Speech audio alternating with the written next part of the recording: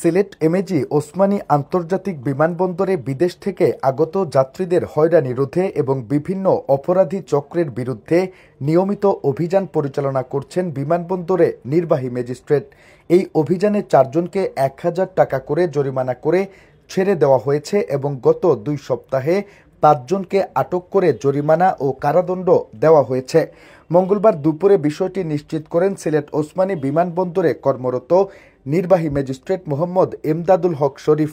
তিনি বলেন, বিমানবন্দরে বিদেশ থেকে আগত যাত্রীদের কাছ থেকে বিমানবন্দরের লোডার পরিচয় দিয়ে টাকা দাবি সহ বিভিন্ন ধরনের হয়রানি করার অভিযোগ পাওয়া যাচ্ছিল।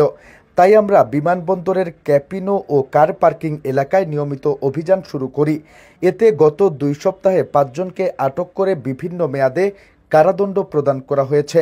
বিমানবন্দর সূত্রে জানা যায়, বিদেশ থেকে আগত যাত্রীদের লাগেজ টার্মিনাল ভবন থেকে গাড়ি পর্যন্ত পৌঁছে দেওয়ার জন্য 2টি প্রতিষ্ঠান মিট অ্যান্ড গ্রিট সার্ভিস হিসাবে কাজ করছে।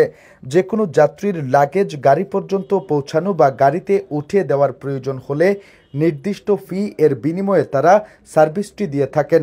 যেসব যাত্রীর এই সার্ভিসের প্রয়োজন হয় না, বরং নিজেই ট্রলিতে লাগেজ নিয়ে টার্মিনাল থেকে গাড়ির উদ্দেশ্যে রওনা হন, তাদের টার্গেট করে পিছু ধরে বিমানবন্দরের লোডার পরিচয়ধারী 3 থেকে 4 জনের একটি টিম।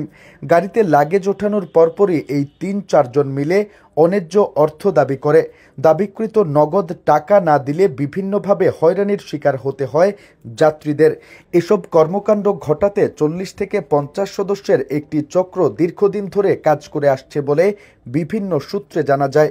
সিলেট এমএজি ওসমানী আন্তর্জাতিক বিমানবন্দরের পরিচালক মোহাম্মদ হাফিজ আহমদ বলেন, যাত্রী হয়রানি বন্ধে আমাদের সিলেট এমএজি ওসমানী বিমানবন্দরে প্রতিনিয়ত অভিযান পরিচালিত হয়।